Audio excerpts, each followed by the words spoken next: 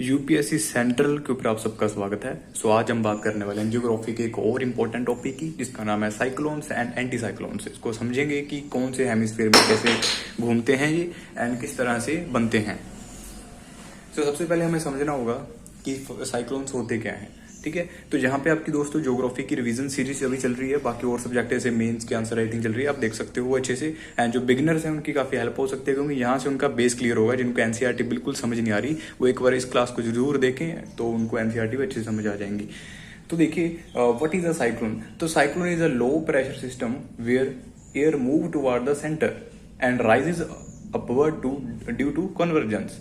तो साइक्लोन्स क्या होता है कि लो प्रेशर सिस्टम होता है, जहाँ पे जो हवा है, ठीक है, वो सेंटर की तरफ जाने की कोशिश करती है एंड फिर ऊपर उठती है। वो क्यों कन्वर्जेंस होता है, हवाओं कैसे जुड़ती हैं तो ऊपर उठती है वो, तो उसको साइक्लोन कहते हैं।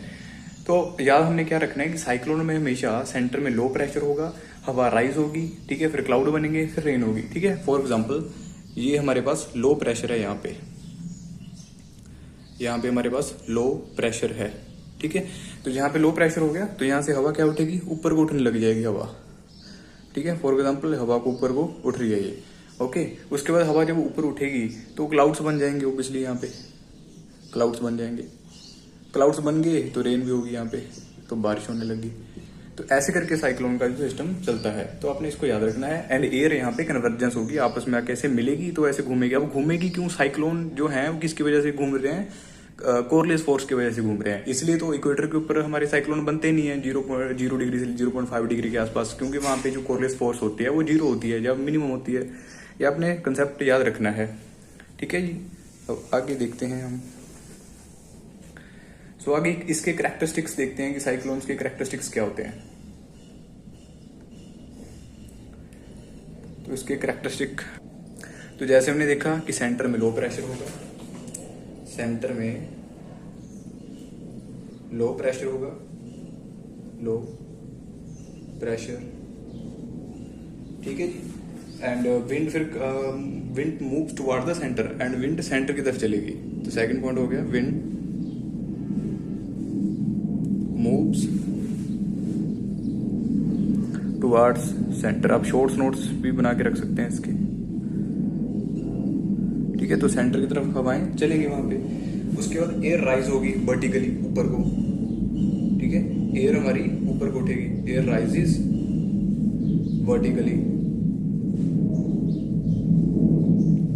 अब एयर जब ऊपर को उठेगी तो क्लाउड फॉर्मेशन हो जाएगा, तो यहाँ पे क्लाउड्स बन जाएंगे हमारे। ठीक है, क्लाउड फॉर्मेशन हो जाएगी, बिल्कुल इजी है, राइट। अकेला अकेला पॉइंट आपको समझ आ रहा होगा।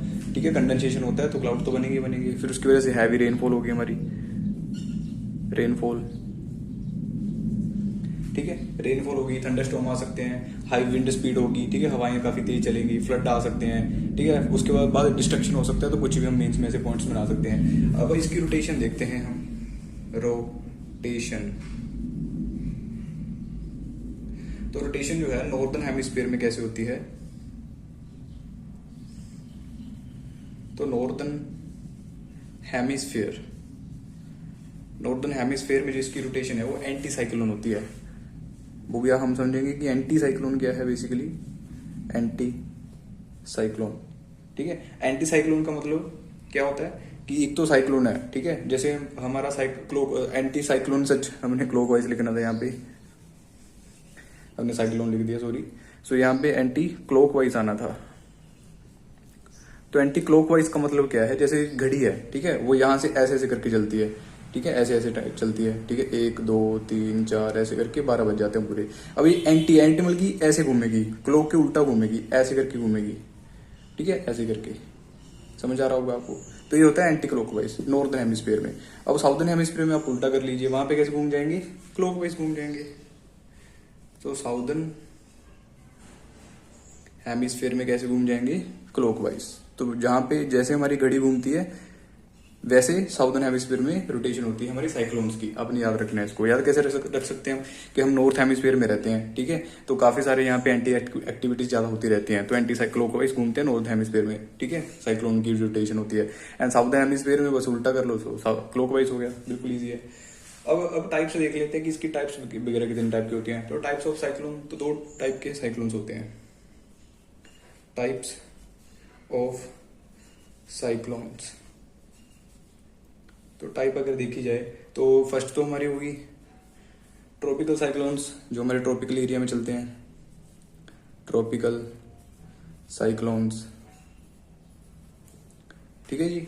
उसके बाद तो बनते कैसे हैं ये ट्रॉपिकल साइक्लोन? तो अकर ओवर वार्म ट्रॉपिकल ओशंस, जो गर्म, ठीक है, लाइक किसी भी वाटर बॉडी का जो टेम्परेचर है वो 27 डिग्री से ज़्यादा है, ठीक है, 27 डिग्री सेल्सियस से ज़्यादा है, तो वहाँ पे साइक्लोन्स बनने की जो तीव्रता है वो शुरू हो जाएगी, साइक्लोन बनना शुरू हो जाएंगे वहाँ पे, क्योंकि उसको 27 डिग्री से ज़्यादा टेम्परेचर चाहिए होता है साइक्लोन बनने के लिए। आजकल साइक्लोन ज़्यादा क्यों आ रहे हैं? क्योंकि ऑब्वियसली यार ग्लोबल वार्मिंग हो रही है, टेम्परेचर बढ़ रहा है ओशंस का, राइट। तो इसको कंडीशंस कौन सी चाहिए वो भी देख लेते हैं।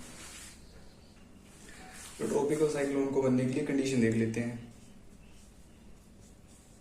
ट्रॉपिकल साइक्लोन्स, आप स्पीड बढ़ा सकते हैं अगर आपको थोड़ा स्लो लग रहा है, क्योंकि मैं बिगनर्स को भी साथ लेके चला रहा हूँ, ठीक है, इसलिए थोड़ा देखना पड़ेगा स्पीड को।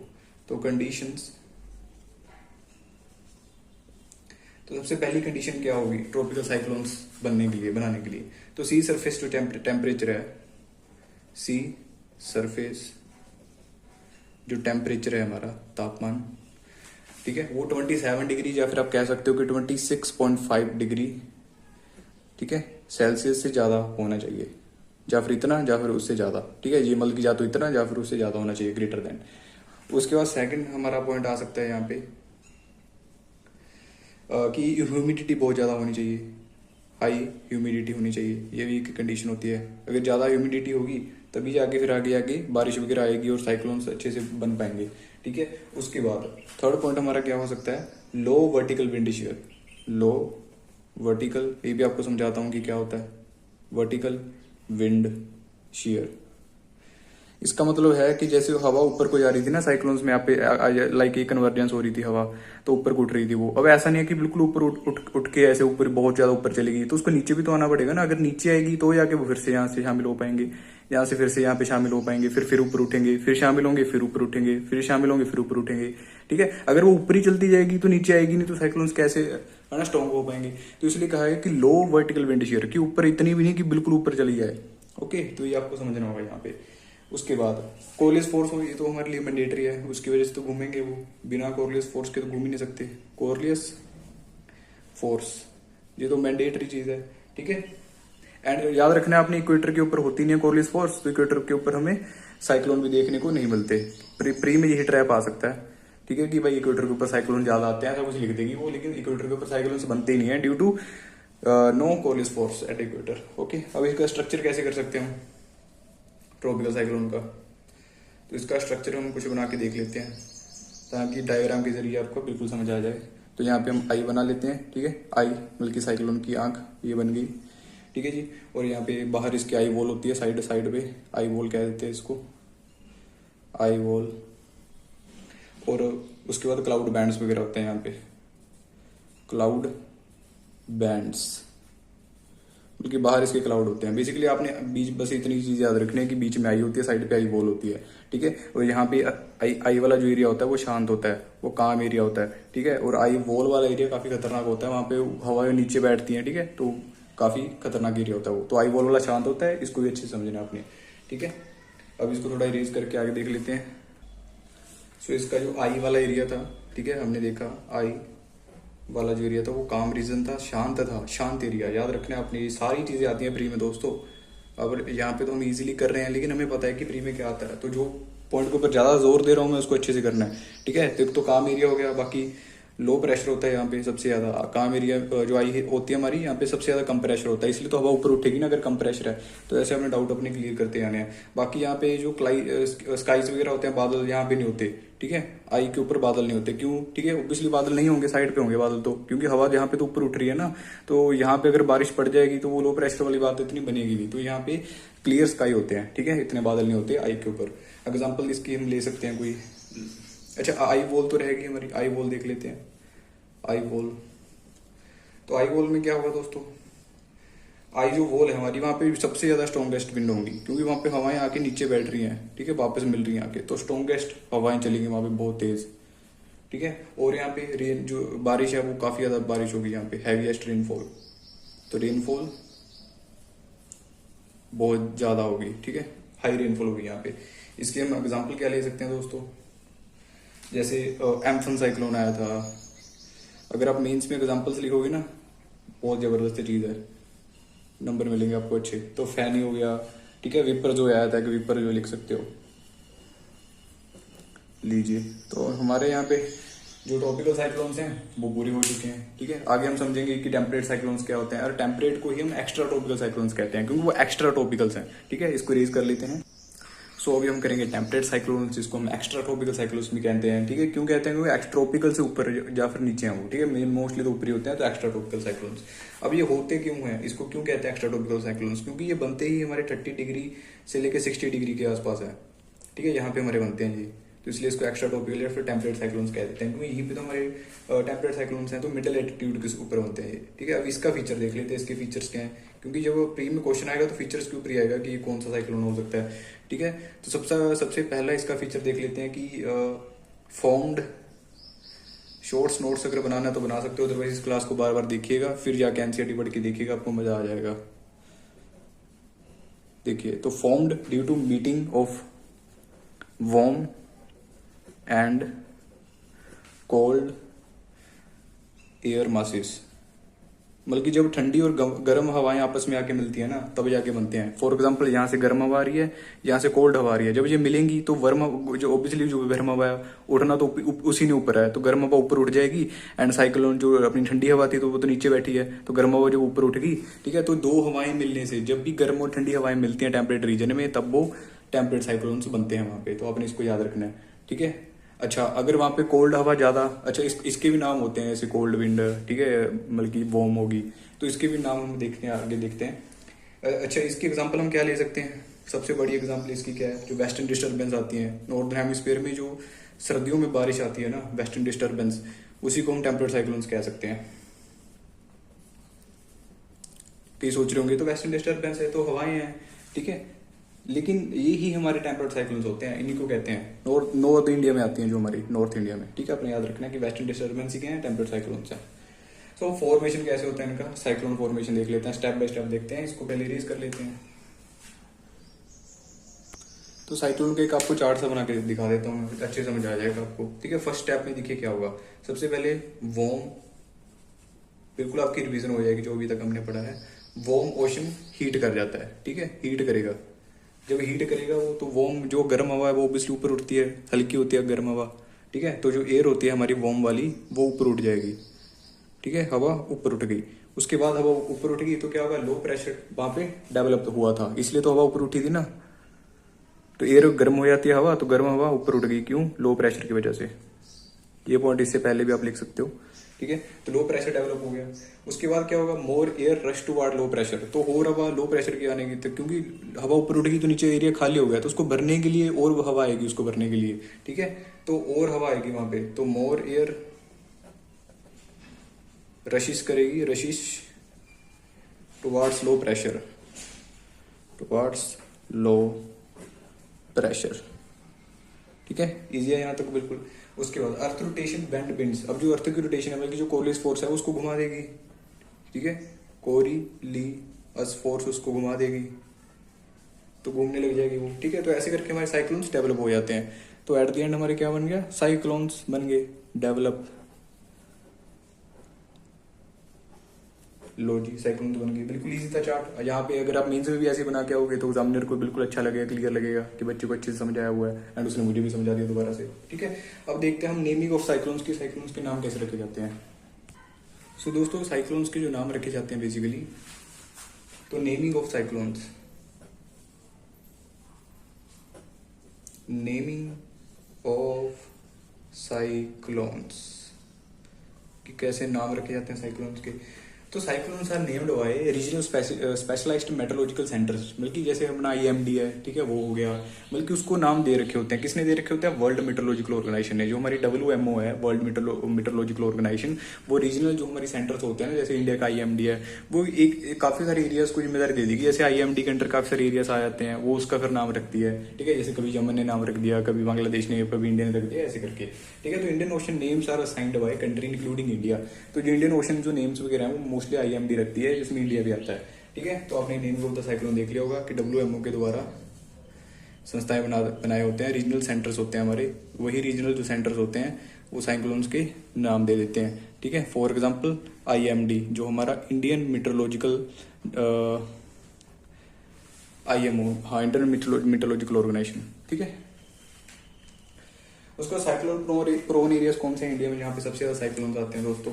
तो मोस्ट अफेक्टेड एरिया कौन से इंडिया में, ये मेंस के लिए करवा रहा हूँ मैं आपको थोड़ा। ठीक है, ताकि अगर आप क्वेश्चन लिखना शुरू कर रहे हो तो आप ऐसी चीजें लिख पाओ बीच में। तो मोस्ट अफेक्टेड एरिया जैसे उड़ीसा है हमारा, वहाँ पे बहुत ज्यादा साइक्लोन्स आते हैं। ठीक है, क्योंकि इधर को जा रहे हैं साइक्लोन्स तो वहाँ पे टकराते हैं। उड़ीसा के बाद हमारा आंध्र प्रदेश है, आंध्र प्रदेश के बाद हमारा वेस्ट बंगाल, काफी ज्यादा साइक्लोन्स आते हैं। सुंदरबन से हमारे वहाँ पे। ठीक है, और तमिलनाडु वहाँ पे काफी ज्यादा आते हैं। गुजरात हो गया हमारा, तो यहाँ पे काफी ज्यादा साइक्लोन्स आते हैं। अच्छा, लीस्ट अफेक्टेड कौन से? ऑब्वियसली राजस्थान होगा। ठीक है, वहाँ पे तो समुद्र वगैरह के साथ लिंक नहीं है, और जो वेस्टर्न डिस्टर्बेंस है वो उतनी वहाँ पे इतनी आती नहीं है। तो सबसे ज्यादा वेस्टर्न राजस्थान में आते हैं। ठीक है, बाकी कर्नाटका के इंटीरियर पार्ट में भी थोड़े कम आते हैं। तो लीस्ट अफेक्टेड चीजें होगी हमारी।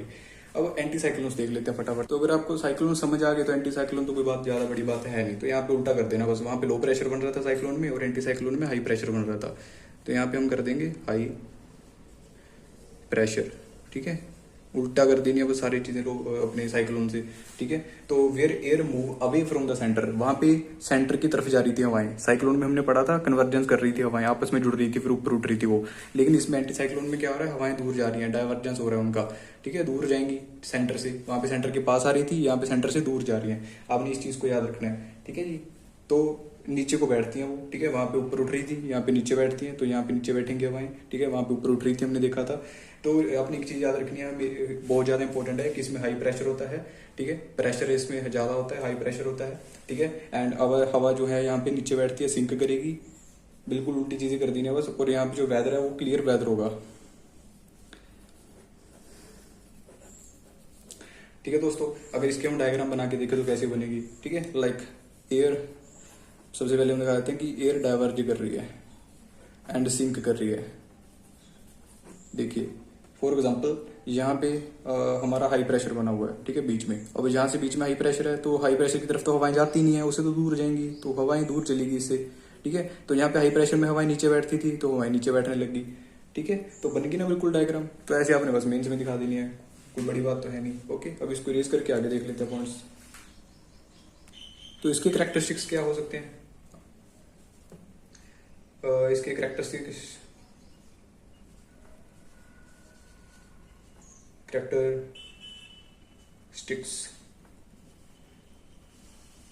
तो इसमें क्या होगा बेसिकली, जैसे हमने पढ़ा सबसे पहले हाई प्रेशर होगा सेंटर में, हाई प्रेशर हो सकता है सेंटर में। ठीक है, एट सेंटर। बस बिल्कुल आपने उल्टी चीज कर देनी है, मैं बार बार कह रहा हूँ, बिल्कुल इजी काम है आपका। उसके बाद यहाँ पे एयर क्या करेगी, नीचे बैठेगी, सिंक करेगी। वहां पे ऊपर उठ रही थी, कन्वर्जेंस हो रहा था, यहाँ पे नीचे बैठेगी हवा। ठीक है, और विंड क्या करेगी, सेंटर से दूर जाएगी, तो मूव आउटवर्ड, तो बाहर निकलेगी, मूव आउटवर्ड। ठीक है, किसकी बात कर रहे हैं हम? हवा की, हवा बाहर जाएगी। ठीक है, उसके बाद यहाँ पे क्लियर स्काई होंगे। क्लियर स्काई क्यों? क्योंकि बादल तभी बनेंगे ना जब ऊपर को उठेगी कोई चीज। तो यहाँ पे इसलिए वेदर क्लियर है, हवा तो नीचे बैठ रही है, तो बादल कैसे बनेंगे जब नीचे बैठ रही है? तो यहाँ पे जो हम कह सकते हैं कि क्लियर स्काई होगा, क्लियर स्काई, स्काई लिखा हुआ है वो। उसके बाद ड्राई वेदर होगा। ठीक है, ड्राई वेदर होगा ऑब्वियसली, यार पानी नहीं उठा पा रही वो। ठीक है, नीचे बैठ रही है हवाएं। तो स्टेबल एटमोसफेयर हो सकता है, स्टेबल एटमोसफियर। एंड ये आपने याद रखना, ये ज्यादा बड़े एरियाज में फैले होते हैं, हजारों किलोमीटर तक फैले होते हैं ये हमारे।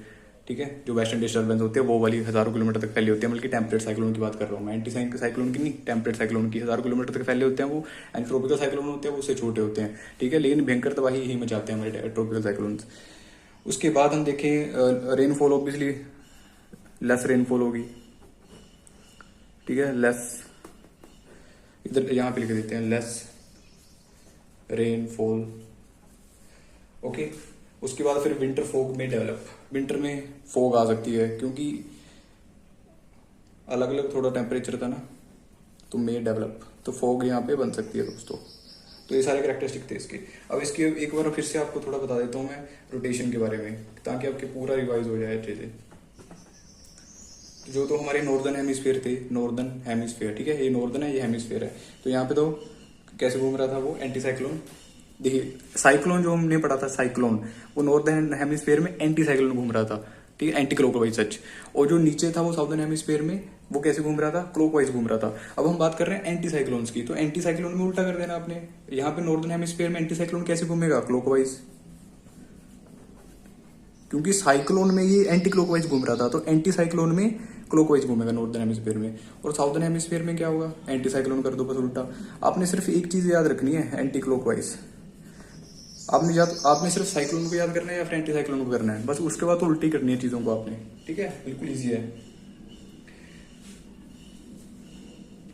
अगर इसका भी एक चार्ट बना के दिखाऊं, आपको, ठीक है, बिल्कुल क्लियर हो जाएगा। कोल्ड डेंस एयर क्या करेगी, नीचे बैठेगी, सिंक करेगी, ठीक है। हाई प्रेशर था, हाई प्रेशर, तो ऑब्वियसली हवाएं दूर जा रही थी, ठीक है, तो एयर आउटवर्ड हो रही थी, एयर स्प्रेड आउटवर्ड, बाहर निकल रही थी हवा, क्योंकि लो प्रेशर की तरफ जाती है। लेकिन यहाँ पे तो हाई प्रेशर था, तो ड्राई यहाँ पे सिस्टम होता है सारा, ड्राई मौसम होता है, ठीक है, यहाँ पे आप कर सकते हो।